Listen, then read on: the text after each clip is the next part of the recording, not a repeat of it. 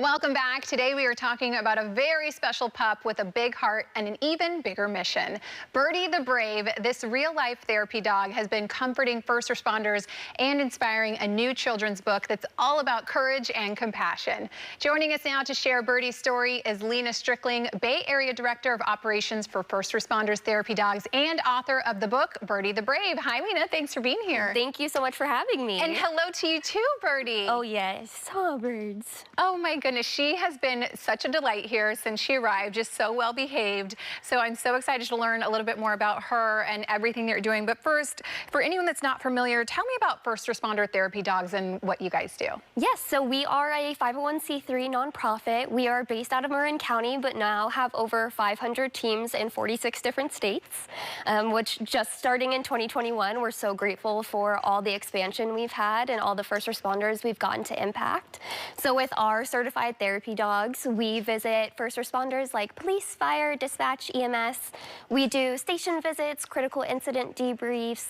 Our favorite is Wildfire Base Camp. Birdie believes that all thousands of firefighters are there just to see her.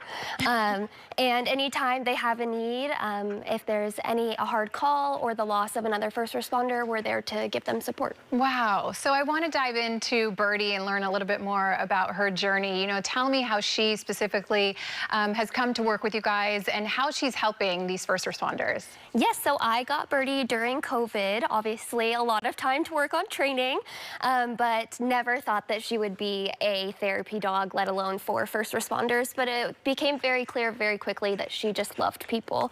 All during COVID, oh, thank you.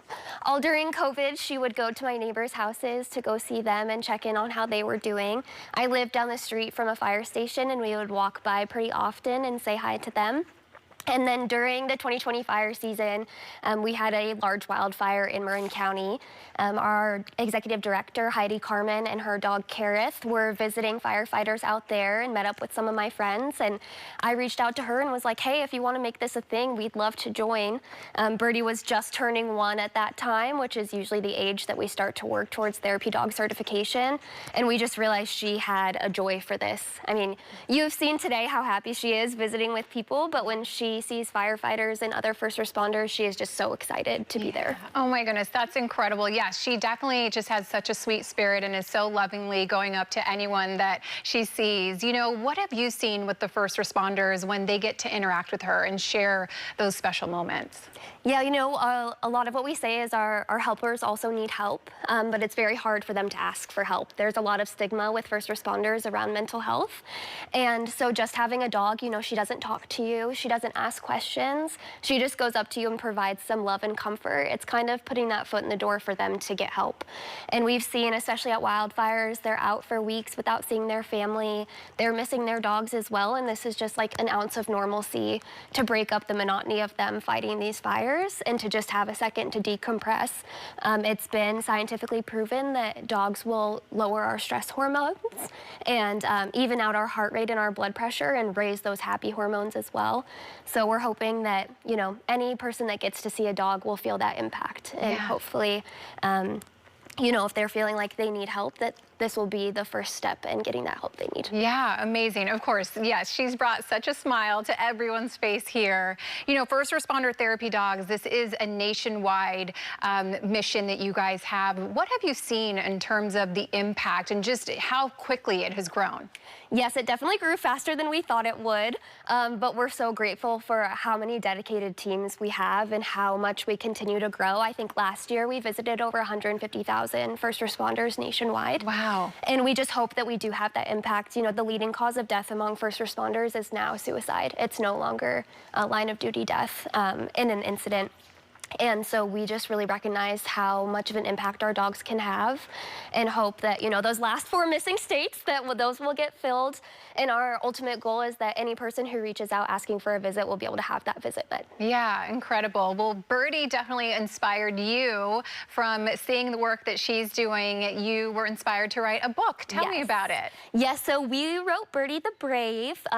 Me and Honor, the illustrator who I grew up with, who absolutely killed it on on the illustrations.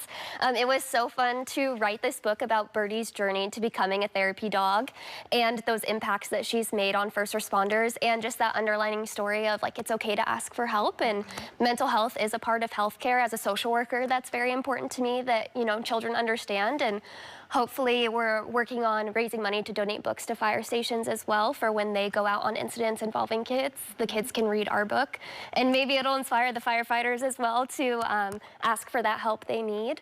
But we're just so excited to be on this journey with her, and just so grateful to be here to, you know, share our book, share our story, share our nonprofit, and continue to inspire those people out there. Yes, incredible. I love the work that you're doing, and she is just so sweet. And I love that you turn this into a book that can continue to tell your story and just reach so many more people. What do you guys need in terms of support? How can people reach out and be a part of what you're doing, or even just to support, you know, getting your book? Yes, so if you go on firstrespondertherapydogs.org, that is our website. That's where you can learn if you have a dog like Birdie that you think would make a great therapy dog. You can learn all about our certification requirements and get your dog certified. You can also donate to be able to continue to further our mission and have an impact on as many first responders as possible out there. On the donate page is where you can find Birdie's book. It's available on Amazon, but also on our website. And also, if you buy it on our website, you can see we have a lookalike therapy puppy as well that looks like Birdie.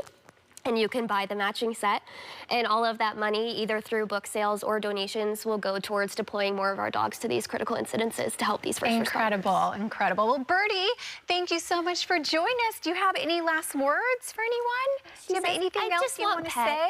Just some cuddles, huh? Yes. Just some cuddles? Thank you for coming. Oh my goodness, you're so cute and you're so well behaved, and I just love all the work that you're doing. Thank you, thank you. Oh, thank you so much for having us. Thank you. Thank you so much, Lena. Birdie, maybe we should go out here. Here you are, Birdie. All right, to learn more about first responder therapy dogs and Birdie the Brave, head to liveinthebay.tv. We will link your information there, you cutie. Thanks for being here.